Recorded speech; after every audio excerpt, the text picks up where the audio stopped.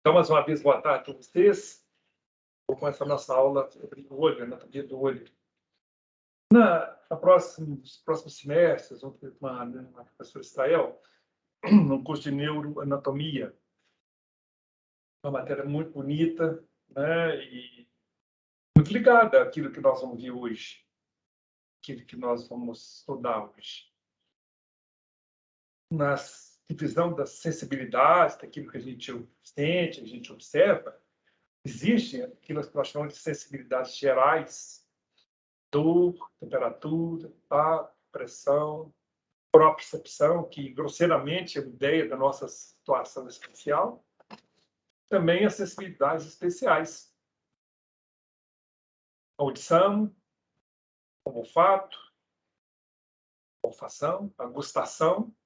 E a aula de hoje, né, com a visão, que é, sem dúvida nenhuma, a sensibilidade mais nobre, mais interessante, mais importante. E por isso, não só pela fisiologia do olho, da importância clínica, constituindo uma especialidade muito importante da medicina, que é a oftalmologia. Espero que dentre vocês surjam alguns oftalmologistas e que depois, quando especialistas, vão lembrar dessa aula que nós tivemos hoje, que basicamente é o nosso primeiro contato com o olho, né? Enquanto estrutura anatômica. Então, quando nós iniciamos, nós estamos vendo o olho tal e qual a gente o admira, né? Aprende a examinar, onde nós vamos notar que ele está contido dentro de uma cavidade, que nós vamos chamar de órbita, nós vamos ver com mais detalhe, e protegido por algumas coisas interessantes, como o supercílio, que hoje a gente não sabe se é um supercílio natural ou artificial, né? Se ele é apenas uma tintura que está por aqui, algum lápis, alguma coisa que está por aqui, né? Mas, de qualquer forma, ele é constituído por pelos, e, basicamente, no sentido de fazer uma filtração, um preparo, uma proteção do olho com relação ao suor que, partindo da fronte, pode chegar com seu conteúdo muito grande em sal a prejudicar, a irritar essas estruturas mais externas do olho, como, por exemplo, a mucosa palpebral, está aqui dentro.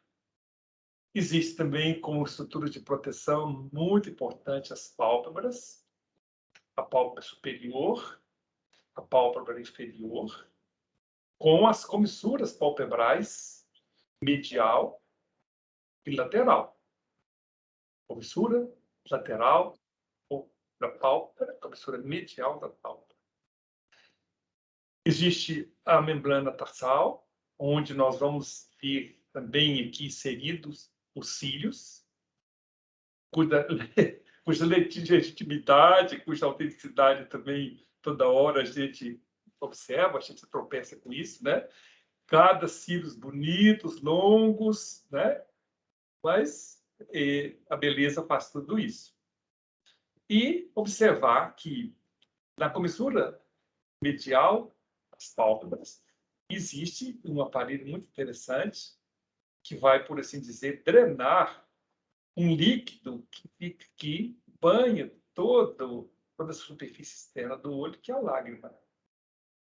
Então, aqui nós vamos ver as carúnculas lacrimais, né, aqui dentro, com esse ângulo medial do olho, e daqui vai começar o aparelho lacrimal, que nós vamos descrever com muito detalhe daqui a pouco, depois, né? Vamos observar, além disso, aqui a mucosa conjuntival ou conjuntiva. Nós dobramos um pouquinho o olho. A cavidade conjuntival, aqui. E aqui nós já observamos uma estrutura branca-centa, nós chamamos de esclera ou esclerótica, às vezes esclera amarelada. Na velhice, na serenidade, ela costuma ser um pouco mais amarelada, quando o indivíduo tem icterícia, com acúmulo de bilirrubina. E as estruturas começam aqui, as estruturas nobres, com a íris, que confere a cor aos olhos, o preta, castanha, azul e verde, que são classicamente as 4 cores da íris, e internamente a ela um ciclo, né, que nós vamos observar, que constitui a pupila, por onde os raios luminosos vão penetrar, né? Usando uma linguagem policial, vão adentrar, eu gosto muito disso, né? E vão irritar, que vão sensibilizar as células que nós vamos observar também dentro da retina, que é a camada mais interna do olho. Então, basicamente, nós vimos aqui o sulco palpebral superior, o sulco palpebral inferior, né? E bléfaro é o radical que nós falamos referente às pálpebras. Então, quando você vai fazer uma plástica de pálpebra, a blefaroplastia, a infecção das pálpebras, a blefarite. Então, esse radical bléfaro vai ser referente à pálpebra. Então, essa primeira ideia, essa primeira noção, né, esse primeiro reconhecimento do olho, com estruturas que nós todos já vimos, cansamos de ver, cansamos de reconhecer, agora como um slide inicial da nossa aula de hoje. Quando nós começamos a examinar um paciente, nós temos o cuidado de fazer esse movimento, esse procedimento que está aqui, né? Nós tracionamos as duas pálpebras, evidentemente a pálpebra superior para cima, a pálpebra inferior para baixo, e de certa forma nós colocamos em evidência mucosa conjuntival ou conjuntiva, cuja característica mais permeada, mais vermelha, mais viva, nos dá uma ideia que esse indivíduo tem um volume sanguíneo circulante muito bom, que ele tem um estado de saúde muito bom.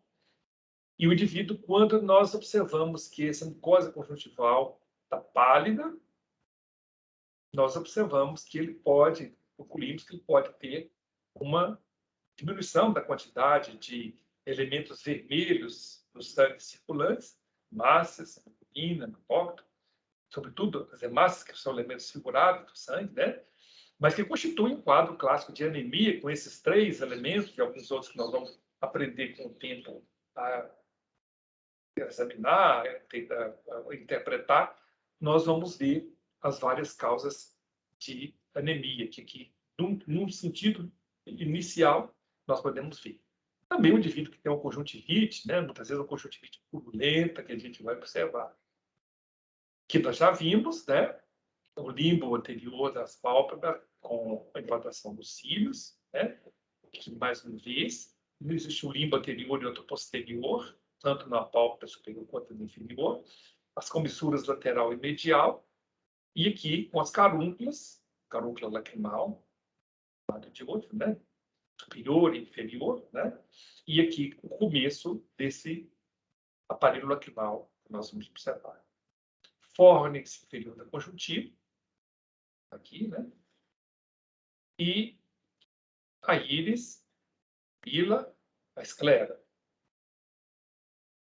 Nos chama atenção muitos movimentos que nós vamos observar das pálpebras, onde nós vamos observar aqui o músculo, né, articular do olho, aqui, com a sua parte orbital, sua parte palpebral. Aqui o músculo frontal, sonfeto frontal, occipito frontal, né, todo o crânio vai envolver, depressor do supercílio, músculo nasal, então uma série de músculos que constituem, na verdade, os músculos que vão constituir a musculatura da mímica também. Toda essa musculatura da face inervada pelo nervo facial e tudo uma revisão desse nervo facial, a parte motora dele, já que ele tem muitas vezes a parte sensitiva também, né? Um nervo misto. E aqui aquela gordura, roupa de pouso da bochecha, ou gordura de bichar, tá? Na hora do dia, fazer a bichectomia, né? Essa gordurinha que nós vamos reconhecer.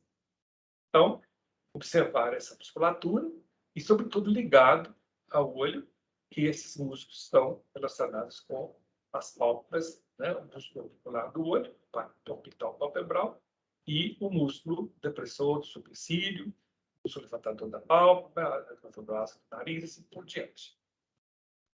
Quando nós colocamos um pouco mais essa dissecação, nós estamos vendo aqui que se trata da comissura palpebral medial e aqui a comissura palpebral lateral. O implante, né, a parte do tarso, então a implantação dos supercílios, dos cílios, o superfície está aqui em cima, e aqui o início do aparelho lacrimal. As carúnculas lacrimais, os canalículos lacrimais e o saco lacrimal e o duto nasolacrimal. Aqui nós nos lembramos da nossa aula de sistema respiratório, quando nós observamos a cavidade nasal, definimos as conchas nasais ou cornetos, e definimos também entre elas os meatos, meato inferior, meato médio, meato superior. E lembrando, já falava para vocês lá nessa ocasião da cavidade nasal, que no meato inferior se abre o duto nasolacrimal. Está aqui a cavidade nasal, com o seu septo, separando, né, definindo que é a concha nasal inferior, e logo aqui, nesse meato inferior, a abertura do duto nasolacrimal. Então, recordando a constituição desse aparelho lacrimal, começa aqui com as carúnculas lacrimais, a comissura palpebral medial. Lá a seguir, nós temos os canalículos lacrimais, o saco lacrimal e o duto nasolacrimal. Veremos também, logo nos slides seguintes, que aqui, nesse quadrante superexterno do olho, nós vamos encontrar as glândulas lacrimais, com uma parte orbital e uma parte palpebral. A finalidade delas é a secreção da lágrima, que circula essa cavidade conjuntival, né?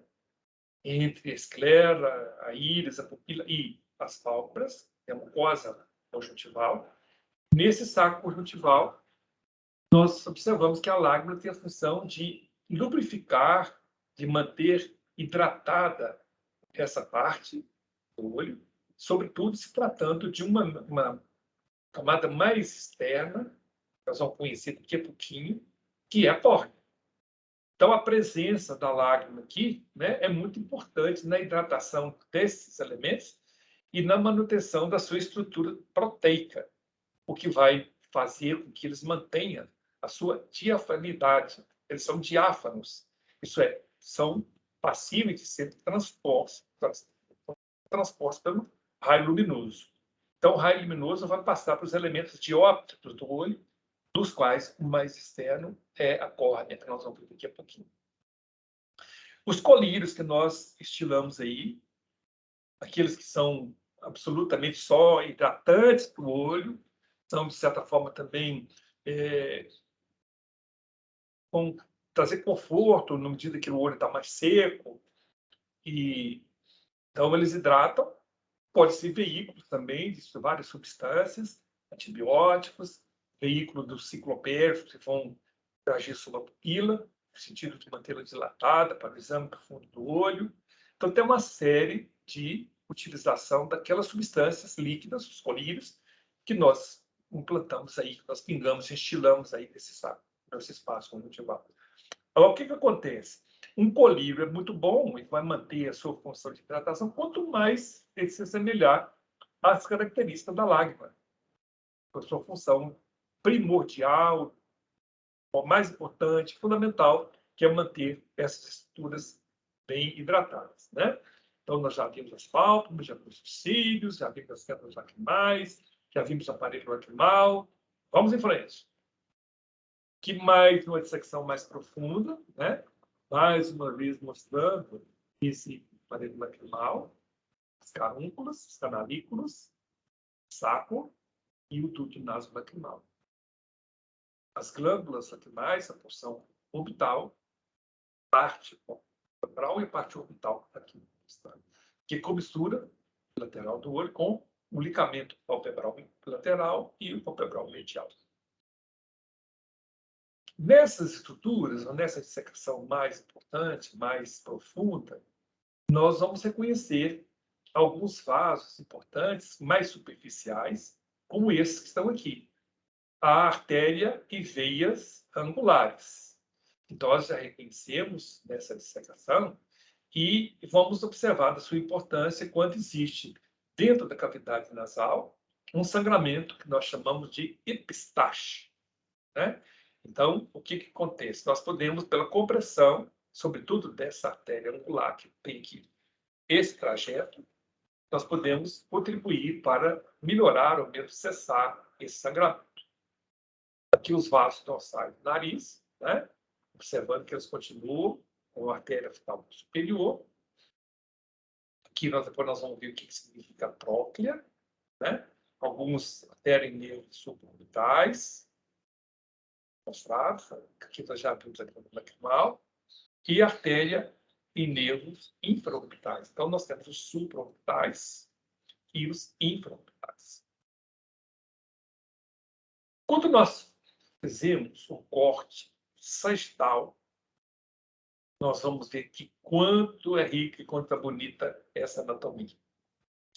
Então, nós observamos que o olho ele é contido dentro dessa cavidade que nós chamamos de órbita e que ele é esférico, é mantido assim esférico, a não ser no seu 1/5 anterior, onde ele tem uma convexidade, onde nós vamos observar implantada essa estrutura que me referi, que é a córnea. Ela é avascular, ela não tem nutrição a ser por difusão, muito sensível, bastante inervada, haja vista quando existe uma úlcera de córnea.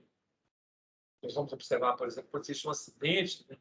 Um indivíduo que opera um esmeril, por exemplo, uma fagulha de esmeril vem aqui e vai lesionar, vai ferir um pouco essa córnea, quanto que isso é doloroso, cômodo, quanto molesta ao paciente. E também a estrutura dessa córnea, seu equilíbrio proteico, que vai ser rompido quando diminui essa hidratação que me referi, nós vamos observar que aqui também ela pode ser substituída córnea por um transplante de córnea, que é um dos transplantes mais frequentes, de melhor sucesso, né? Onde nós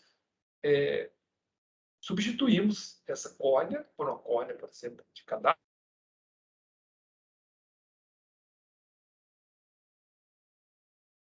Então, esse 1/5 anterior do olho, ele tem essa convexidade, exatamente porque que ele vai se projetar relativamente à córnea. Entre a córnea e a pálpebra, das quais nós vamos ver a pele que a cobre externamente, seja a pálpebra superior ou inferior, o músculo chamado orbicular do olho, essa parte orbital, a parte palpebral propriamente dita, que seja responsável pela mobilização e pela abertura, né? E também por uma mucosa, que nós chamamos de mucosa conjuntival ou conjuntiva. Essa conjuntiva e a córnea vão definir esse saco conjuntival ou espaço conjuntival onde nós pingamos os olhos.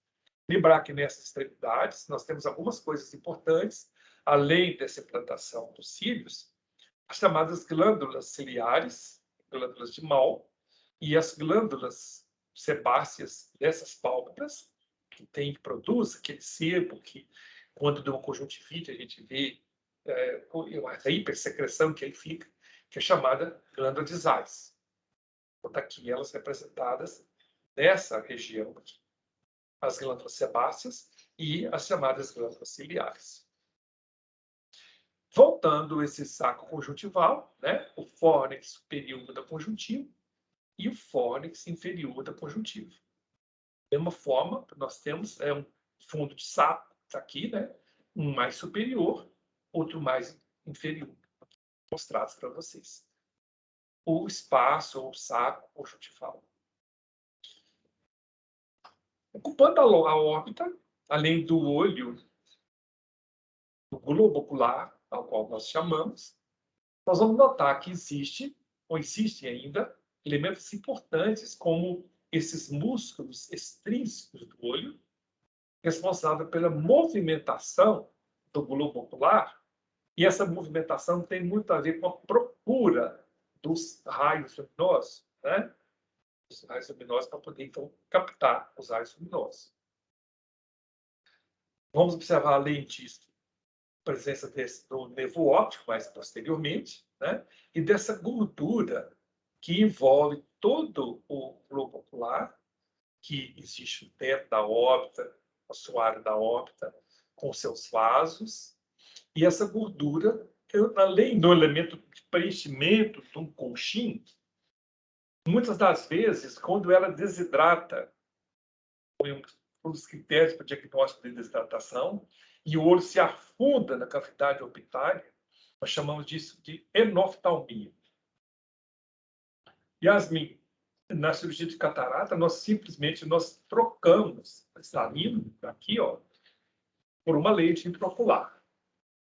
Não existe a tal raspagem da córnea. A córnea até não deve ser raspada, porque ela é uma lente muito sensível, tem a sua regeneração um pouco mais dificultada, tem, então esses traumatismos eles demoram um pouquinho mais a se refazer, porque o elemento avascular, que pese ser bastante sensível, bastante inervado.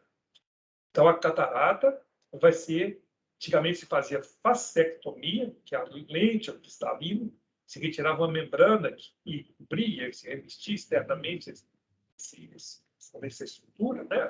A lente cristalina, e fazia com que fizesse a catarata. Diminuía a passagem dos raios luminosos para a córnea, o humor aquoso, a lente cristalina, o humor físico, que está depois dela aqui, e se projetasse lá na camada mais interna, que nós chamamos de retina. Além disso tudo que nós estamos mostrando para vocês, existe no tarso superior as chamadas glândulas tarsais ou glândulas de Mebelius. Eu estou esquecido delas. Elas são muito importantes, né? Vão fazer o tersol, que vão irritar bastante, que muitas vezes tem que espremer essas glândulas, como a gente faz na drenagem de um abscesso. Então, na verdade, tem essas glândulas que nós vamos conhecer, né? A sebácea da pálpebra, as glândulas ciliares estão aqui nessa região, e no tarso superior, então, tarso superior, tarso inferior, que existe esse tarso aqui, ó, essa estrutura está aqui, nós chamamos as glândulas tarsais, ou glândulas de Mebêmio, ou Mebêmios, a tinta que faz, né?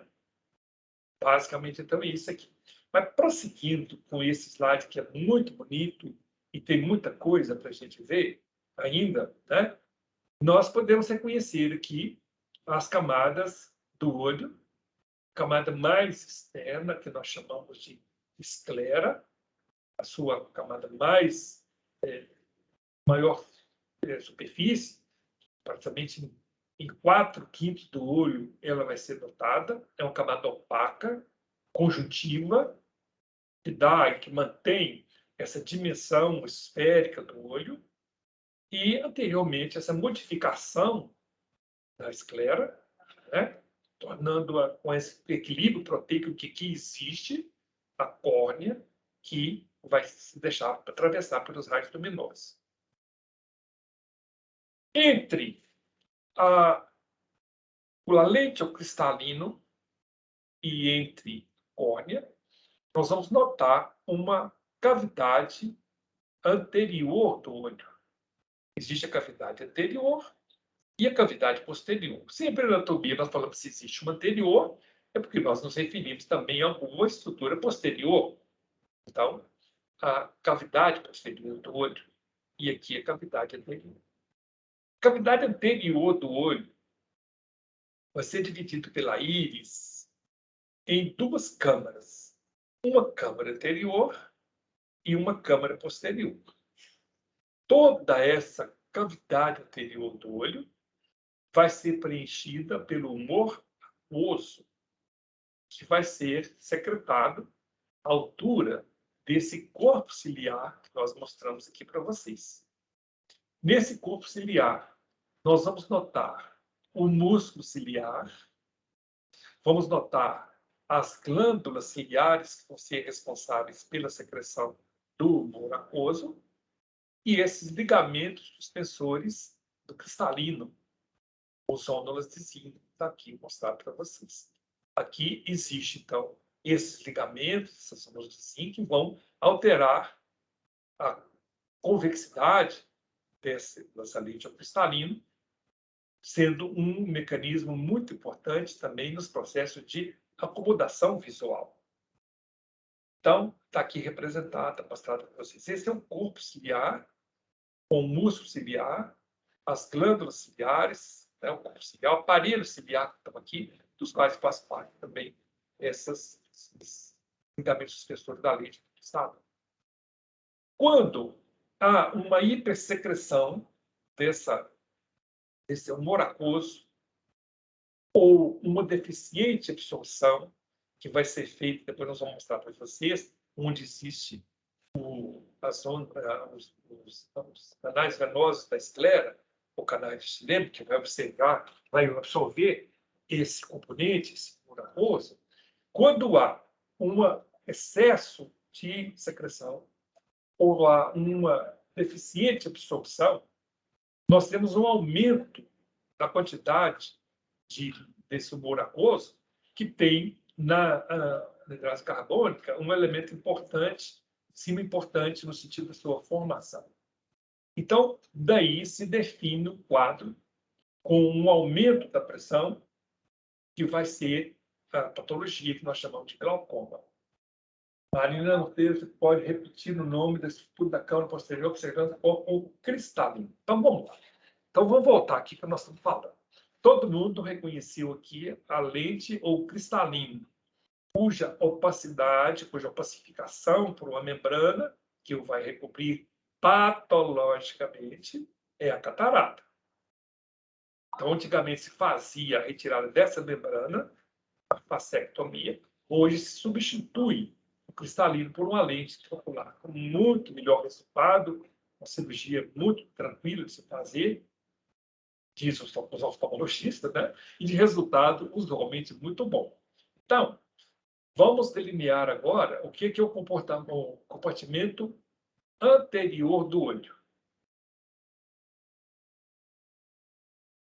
Esses ligamentos suspensores da lente do cristalino, arrimados, amarrados, pertencentes até a esse aparelho ciliar, esse corpo ciliar que está aqui mostrado, onde nós identificamos o músculo ciliar e as glândulas ciliares que são responsáveis pela secreção do humor aquoso. Só que aqui também nós vimos aquela estrutura que dá coloração ao olho, que é a íris. A íris está aqui mostrada. Entre a íris e o cristalino, e dentro do compartimento anterior, existe a câmara anterior, câmara posterior do olho. Então, existem duas câmaras, uma câmara posterior e uma câmara anterior dentro desse compartimento anterior do olho. E lembrar que aqui circula o humor aquoso, cujo aumento da pressão, seja por uma hipersecreção, seja por deficiente absorção, aumenta a pressão intraocular e promove o glaucoma. O que acontece com esse aumento da pressão intraocular, que usualmente gira em torno de 13 milímetros de mercúrio? É que, aumentando essa pressão, há uma compressão desses vasos, então dessa camada que nós chamamos, vamos conhecer, que é a camada chamada de coroide, mais intravascular, né? E que nisso aí vai acontecer uma certa falta, uma chegada, uma deficiente irrigação dessa camada mais interna, que é a retina, com morte, com estruturas nervosas, são muito sensíveis à privação de oxigênio e substâncias nutritivas, vão promover um sofrimento muito grande da retina, podendo levar à perda progressiva da capacidade visual. Então, por isso que o glaucoma é importante, né? E que a medida da pressão intraocular é uma rotina dentro do exame oftalmológico, exatamente para se fazer uma profilaxia dessa hiperpressão que está dentro desse compartimento anterior, preservar a irrigação e a oxigenação, melhor, tudo isso da retina. Então, um dos colírios que se usa, ou a maioria deles que se usa para o tratamento do glaucoma, eles são inibidores dessa anidase carbônica, que vai ser a enzima que vai catalisar toda a reação química que vai resultar na produção desse humor aquoso. No compartimento posterior do olho, nós teremos uma substância gelatinosa, que nós chamamos de humor vítreo. Da mesma forma que esse humor vítreo é mais ou menos constante dentro da sua quantidade, não é praticamente renovável, como acontece com o humor aquoso, que é constantemente secretado, constantemente reabsorvido. O equilíbrio disso dá o equilíbrio, a manutenção dessa pressão dentro do compartimento anterior do olho. Então, o que nós vamos notar? Que aqui existe um humor vítreo, né? No compartimento posterior do olho, que o músculo levantador da pálpebra e os músculos que vão constituir aquilo que nós chamamos de músculos extrínsecos do olho, né? Aqui o músculo tarsal superior, tarso, com as glândulas de Mebenos, a lente, a córnea, a íris, do olho, o corpo ciliar, com o músculo ciliar e as glândulas ciliares, o tarso inferior, tarso superior, o tarso inferior, a retina, a esclera, o músculo tarsal inferior, o músculo orbicular do olho, o nervo intraocular, então, uma série de estruturas que nós vamos reconhecer. Evidentemente, nem todas, ou a grande maioria delas, nós não vamos reconhecê-la na aula prática. Nós vamos observar uma anatomia bem geral do olho, não com esse detalhamento,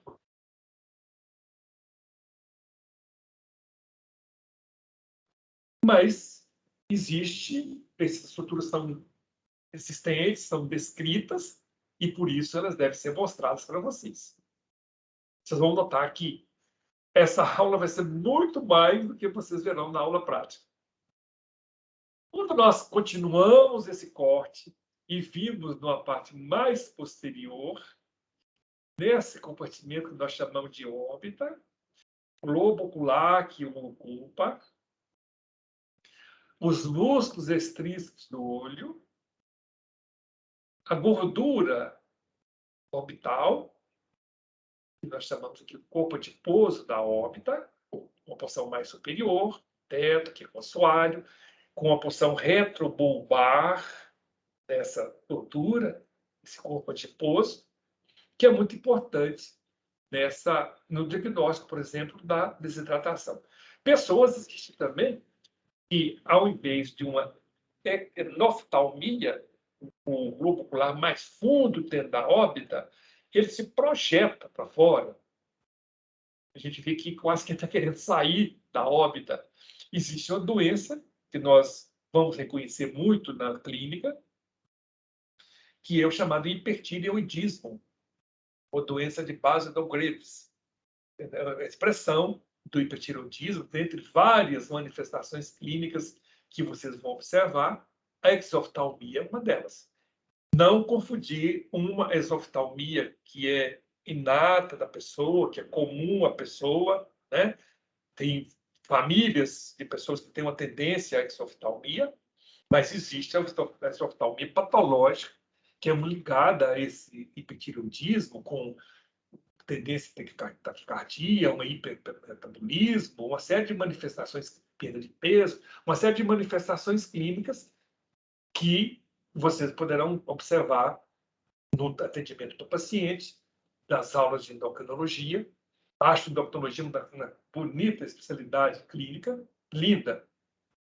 Talvez eu não fosse urologista, não fosse cirurgião, e me enveredasse para a clínica médica, talvez eu não fosse nefrologista. Se eu fosse neurologista, por que você não seria nefrologista? Mas eu sou encantado com endócrino. Eu acho que é uma especialidade muito bonita, né? E eu teria feito com muito gosto, teria escolhido com muito gosto a endocrinologia. Mas isso são considerações. Vocês talvez tenham esse encantamento durante o curso de vocês, né?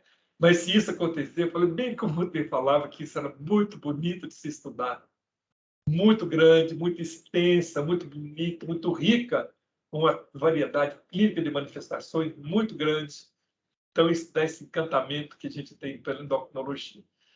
Meu consolo, e eu trabalhei muito, e continuo trabalhando muito com reprodução humana, onde o conhecimento da endocrinologia, sobretudo da endocrinologia gonadal, e no caso, a gente se ocupa da fertilidade masculina, então, a endocrinologia ligada ao testículo, à hipófise, então, como nesse particular, me faz lembrar e me consolar um pouco, talvez, de não ter escolhido isso.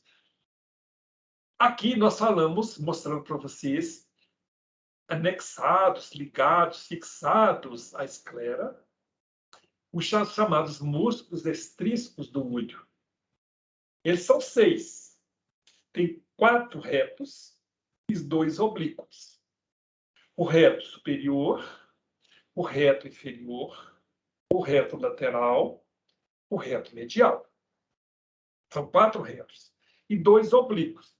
Um oblíquo superior, que vai se dirigir aqui para o teto da óptica, nós vamos ver daqui a pouquinho, e o reto inferior, que está o músculo oblíquo inferior, e aqui, nessa projeção, o oblíquo superior. Vai ter, o seu tendão vai passar aqui no teto da óptica, dentro do carretel, que nós chamamos de trócleo. Então, está aqui os músculos oblíquos. Músculos retos e oblíquos, que são os músculos extrínsecos do olho. Nessa parte mais posterior, o nervo óptico, com seu envolvimento, seu envoltório pela dura mata que se projeta aqui. Vejo, então, a esclera, né, que ela continuasse também a proteger, seria como uma bainha para o nervo óptico, vai ser confundido com a dura mata que também porque se projeta.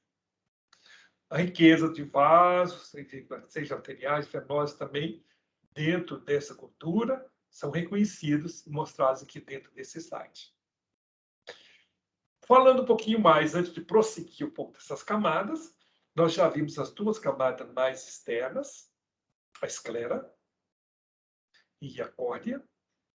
Temos uma camada média, que nós chamamos de coroide, que é a camada essencialmente vascular do olho, e uma camada mais interna, que nós chamamos de retina, que é a camada sensível, a camada nervosa do olho, com células fotossensíveis, que são os cones e os bastonetes, que vão se mostrar, vão se dividir, que vão se projetar nessa extensão. Existe a porção da córnea que não tem células fotossensíveis, nós vamos ver daqui a pouquinho, que é a chamada parte cega da retina. Se do lado é a abundância desses cones e bastonetes, uns mais especializados para ser ativados na luz, outros mais na escuridão, né? Então, nós vamos observar isso daqui a pouquinho.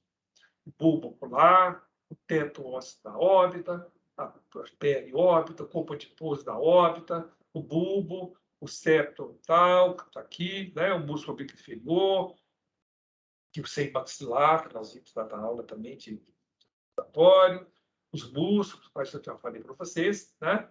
E a bainha do bulbo com chamada cápsula de Taylor. Vamos em frente. Aqui os músculos, né? Observe o reto superior. Evidentemente que existe o reto inferior. O reto inferior está aqui, né? Aqui o músculo oblíquo superior. Nesse músculo oblíquo superior, está aqui, ó. Então nós estamos vendo o olho. Veja a dimensão daqui para vocês entenderem como é que nós estamos falando. Aqui nós estamos falando do teto da órbita. O teto da órbita. O músculo oblíquo superior está aqui. tem o seu tendão passando dentro desse carretelzinho que nós encontramos no teto da órbita, que é chamado de tróclea. E o tendão vai fixar esse músculo, a esclera. Reto superior, reto, né? Reto medial lateral também dentro aqui, e aqui, reto lateral, e diametralmente oposto, o músculo oblíquo inferior. Então, estou chamando a atenção de vocês para isso aqui. E todos esses músculos têm um anel tendíneo comum, que mostrado, né? Que eles todos ficam, de certa forma, fixados aqui. Função deles: a movimentação do globo ocular, no sentido de focalizá-lo, de facilitar para ele a captação de maior quantidade possível de raios luminosos e ativar a nossa sensibilidade visual. Uma contração congênita ou adquirida desses músculos, com o desvio desse músculo, do globo ocular para um lado para o outro, seja lateral, seja medial, seja superior, seja inferior, nós chamamos de estrabismo. Então, existe o estrabismo quando existe nos dois olhos, ao mesmo tempo.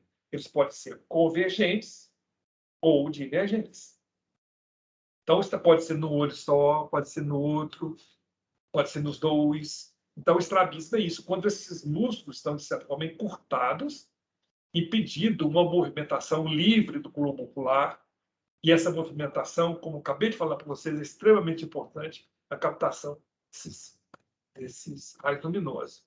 Está aqui o oblíquo superior com a tróclea, o reto superior, o reto inferior, o reto medial, o reto lateral e o oblíquo inferior. Vejam o oblíquo inferior e o oblíquo superior. Na inervação desses músculos, nós vamos notar que existe, antes da gente mostrar para vocês, existe um termo muito importante nos movimentos, isso foi falado para vocês, de adução, quando nós nos aproximamos do grande eixo do corpo, e abdução, quando a gente se afasta deles. Né? Então, existe uma inervação desse músculo que vai fazer a abdução do olho, reto lateral, que é um nervo chamado de abducente.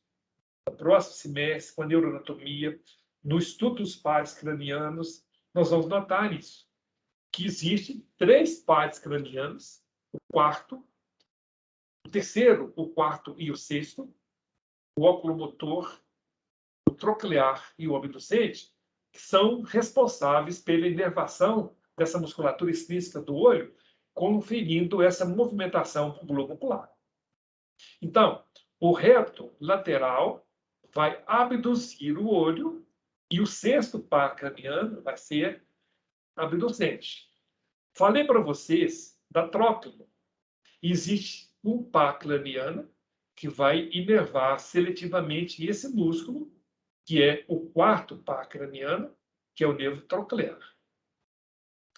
Todos os outros músculos extrínsecos do olho vão ser inervados pelo nervo oculomotor, o terceiro par craniano, antigamente chamado de motor ocular comum.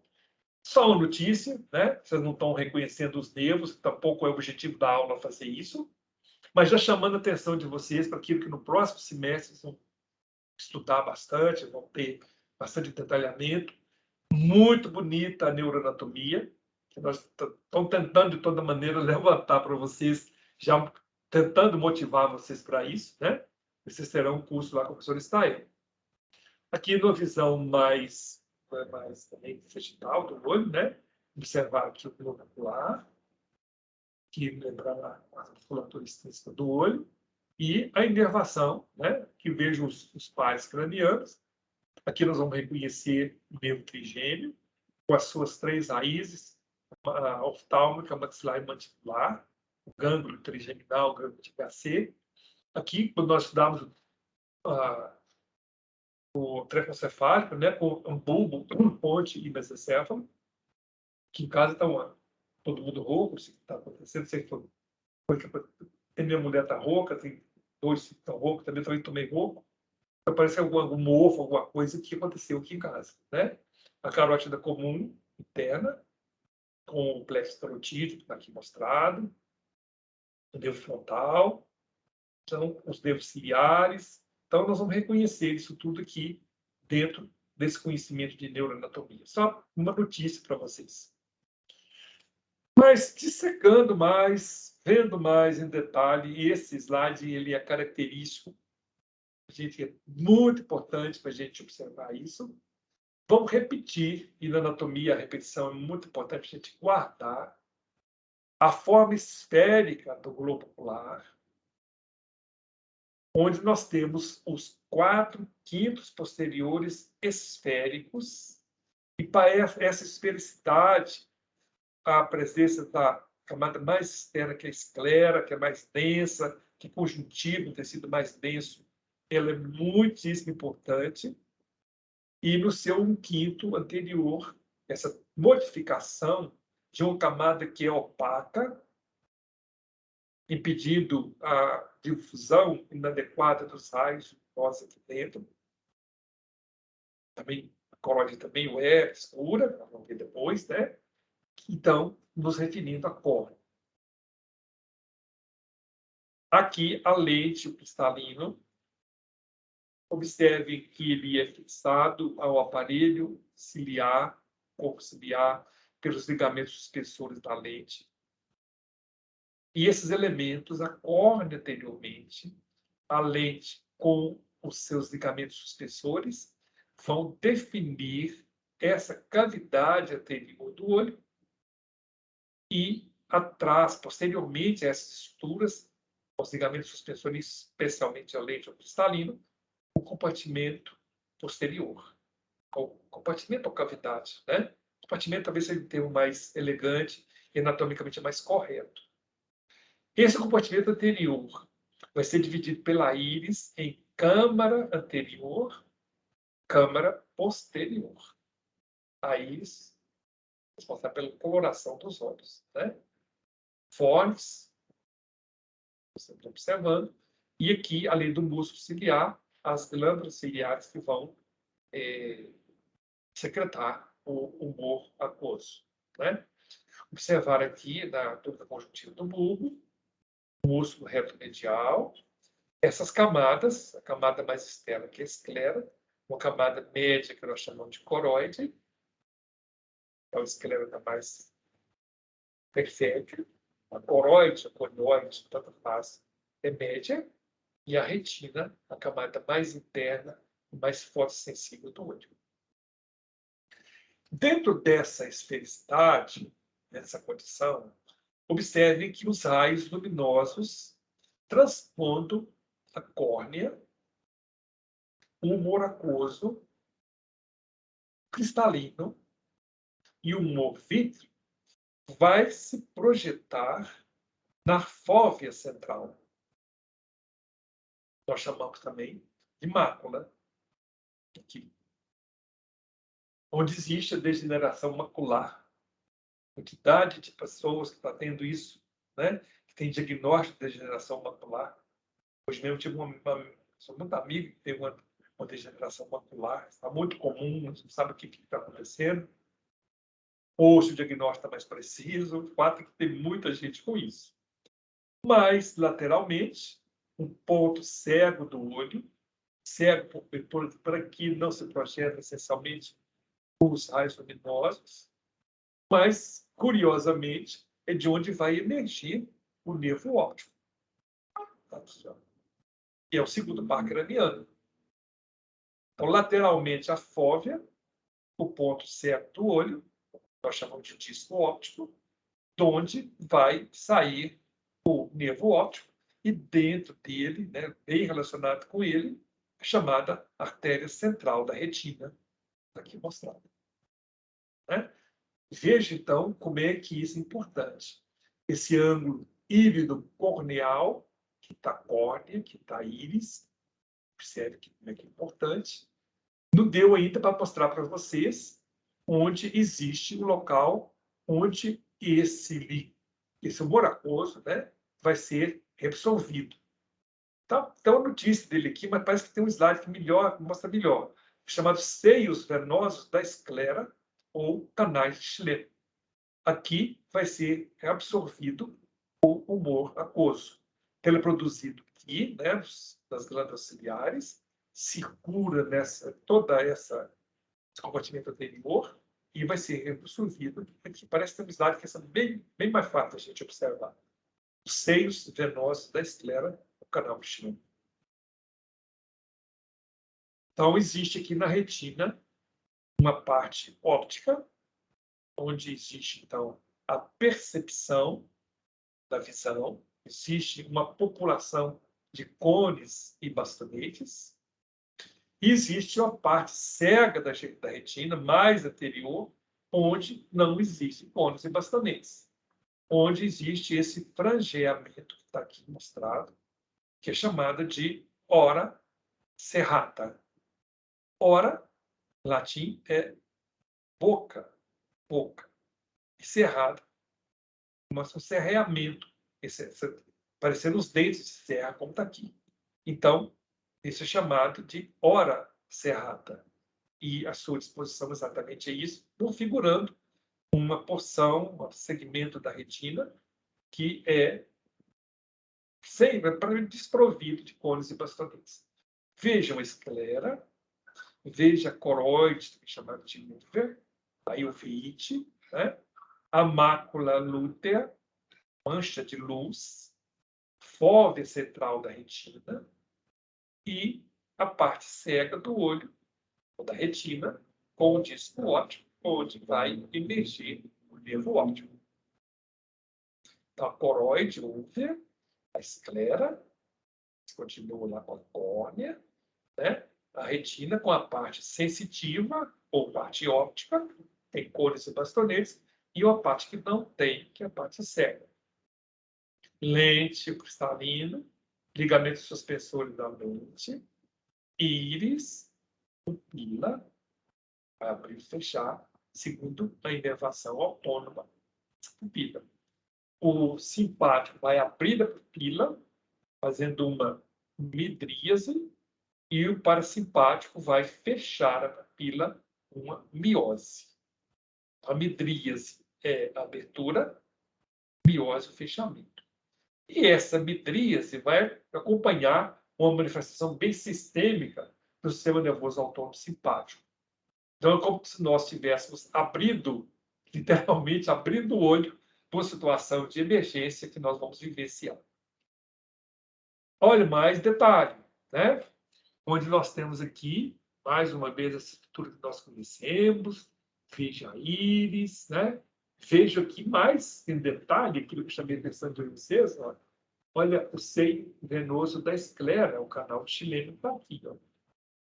O círculo arterioso maior da íris. Está aqui mostrado para vocês. A artéria conjuntival anterior, as artérias ciliares anteriores, a artéria vorticosa, que está aqui mostrada, ó, e essa lâmina, a lâmina coroide ou colioide, né, que é uma lâmina chamada colioide capilar, que está aqui mostrada para vocês. As artérias ciliares, posteriores, mais longas, o círculo arterioso de cílio, o círculo vascular aqui mostrado, as artérias ciliares. Isso nada vai ser mostrado para vocês na aula, não tem nenhuma estrutura para mostrar, não tem nenhuma dissecação mostrada para vocês. Essas dissecções tão detalhadas assim é muito importante na anatomia ocular, nos cursos de oftalmologia. Por exemplo, começa a residência de oftalmologia com um estudo bem profundo dessa anatomia ocular e, sobretudo, da neuroanatomia, né? Dessa anatomia do sistema nervoso. Então, vamos responder as perguntas. Porque você pode repetir o nome da estrutura da câmara posterior que seleciona como cristalino. Câmara posterior está aqui, ó, que tem o aparelho ciliar, que vai fazer mais parte, né, vai se comunicar mais com o compartimento anterior, né, onde nós temos os músculos ciliares, as glândulas ciliares, né, que estão aqui mostradas, e esses ligamentos suspensores da glândula cristalina, que infelizmente não estão representados aqui. Esse chama fechamento do sistema nervoso, TCMP. Fechamento é miose, né? E abertura é midríase. Tá bom, então vamos em frente, né? Olha esse detalhamento aqui mais bacana, slide mais bonito, né? Olha que detalhe que nós estamos vendo aqui.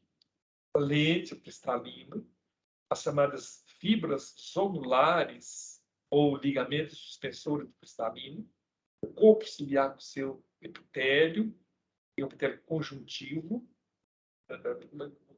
dessa conjuntiva que está aqui, né? Que é da conjuntiva parte mais externa, e que esse epitélio que vai revestir, epitélio de revestimento mostrado, ó, epitélio do corpo ciliar, o que esse epitélio vai fazer? Ele vai se transformar não só no revestimento, mas também de secreção nas glândulas ciliares que eu vou mostrar aqui. Canais venosos da esclera, a esclera, o aparelho ciliar, o corpo ciliar, seio venoso, o músculo ciliar está aqui, as glândulas ciliares, a íris, câmara posterior do olho, câmara anterior, compartimento anterior. Mais detalhamento agora da íris.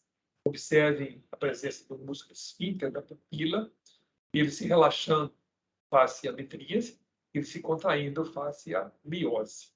Então, aqui a pupila, ela abre e se fecha em razão de um estímulo do sistema nervoso autônomo. Ângulo írido-corneal, músculo ciliar, o aparelho ciliar, as glândulas ciliares, os ligamentos suspensores. Mais uma vez, esse círculo arterioso da íris, mostrado, tá? A estrutura vascularizada. Lembrar que a córnea não é, e o músculo esfíncter da pupila, contraindo miose, relaxando midríase. Mais detalhe, a túnica conjuntiva do bulbo ocular, córnea, o ângulo írido-corneal da íris, parte cega da retina, que fica posteriormente, né? A hora serrata, que vai definir, vai marcar uma transição entre a parte sensitiva ou óptica da retina e a parte cega da retina, que está aqui sem cônios e bastonetes. De dentro do olho, né, vendo posteriormente a esclera, a coroide, aqui a retina, com sua parte sensitiva, e a parte cega, cujo limite é a hora serrata, aqui mostrado. Aqui a íris, aqui a pupila, com o seu músculo esfíncter da pupila. Os processos ciliares estão aqui. Quando nós vamos ser examinados por um oftalmologista, nós notamos que a secretária dele, ou a enfermeira que trabalha com ele, ou auxiliar de enfermagem, sei lá, qual é a capacitação dela, eu sei que ela é treinada para instilar no nosso saco conjuntival um polírio, que é um chamado ciclo pelérgico, que vai fazer com que haja uma midríase. Vai dilatar a pupila. Então, essa substância faz, às vezes, do sistema nervoso autônomo simpático, por isso é uma substância chamada simpático-mimética. Qual não é nossa surpresa, nossa alegria em observar o fundo de olho, onde nós já reconhecemos uma fóvea central com a mancha de luz, com mácula lútea, a fóvea central está aqui envolvida pela mácula lútea, e lateralmente a ela, o disco óptico com o ponto cego da retina, que é o disco óptico, o nervo óptico, com várias artérias, ramos até a central da retina, por exemplo. Então, o cruzamento desses vasos constitui um mecanismo de estudo muito importante do fundo de olho, onde nós vamos ter alterações pela aterosclerose, vamos ter alterações pelo diabetes, muitas doenças sistêmicas são diagnosticadas exatamente pelo exame do fundo do olho. Eu não sou especialista nisso, né? Não posso dar muito detalhe para vocês, porque eu sei disso que todo médico comum sabe. Então, do valor semiológico, propedêutico da oftalmoscopia, que é o exame do fundo do olho. Na verdade, nós deveríamos todos saber fazer esse exame, né? Eu devo mostrar, falar com vocês que eu tenho muita vergonha, que eu ganhei um oftalmoscópio, mas poucas vezes tive a curiosidade, a oportunidade de me enriquecer com esse estudo do fundo do olho. Tem muita coisa na minha vida que eu vou fazer quando me aposentar. Muitas coisas que eu quero estudar, que eu quero ler de novo, né? Uma das coisas que eu quero, pelo menos, entender melhor é desse exame, que é muito importante como meio propedêutico, que a gente pede muito pouco, que a gente sabe muito pouco, mas que é de grande importância para nós. Finalmente, aqui, ó, a saída do nervo óptico com a artéria central da retina, a artéria ciliar posterior, a artéria oftálmica, e veja como o nervo óptico ele é envolvido por uma extensão da esclera, mas, sobretudo, da dura mater que se projeta aqui. Basicamente, a aula de hoje é isso, né? Eu acho que dá a vocês uma formação boa, uma informação boa para a gente observar lá na aula do olho, da anatomia do olho. São estruturas muito fundamentais que vocês certamente sabem, tanto que a gente repetiu e bateu nisso aqui para vocês bastante. E essas minudências, né, esses detalhamentos que nós vimos, que são importantes, sim, mas na medida que nós entendemos essa parte mais fundamental do olho, e se nós formos, inclusive, muitos de vocês certamente serão, é outra especialidade muito bonita, que é a oftalmologia, certamente vai ser, ou teria sido essa aula, uma boa iniciação para isso. Há alguma pergunta, gente? Essa é a nossa penúltima aula. Eu já estou com saudade da outra aula que vai ser sobre a orelha, né? Nosso contato de terça-feira, né? Nós vamos para o nosso último contato. Depois vai restar a nossa prova. Todo mundo vai fechar, todo mundo vai ganhar nota máxima, com certeza. E eu vou ficar muito feliz disso aí. Tá bom, gente? Um abração para vocês. Uma boa noite para vocês, para suas famílias. Um restante de semana muito bom. Semana que vem nós vamos nos encontrar de novo. Um abraço.